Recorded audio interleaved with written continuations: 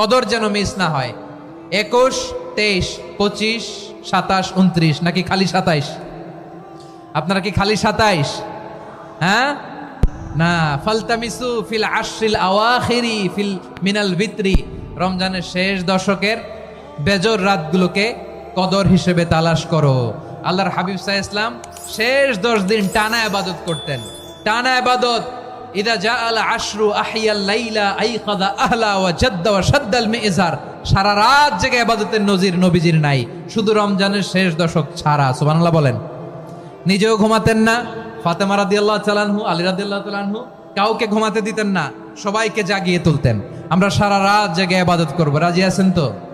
কদর যেন আমাদের মিস না হয়। আজকে থেকেই ক্যালেন্ডারে মার্ক করে রাখেন, সব কাজ পেছনে ফেলে, সব ব্যস্ততাকে পেছনে ফেলে ইবাদতের জন্য আমরা প্রস্তুত থাকবো কদরের রাতে। কোনোভাবে কদর যেন আমাদের মিস না হয়।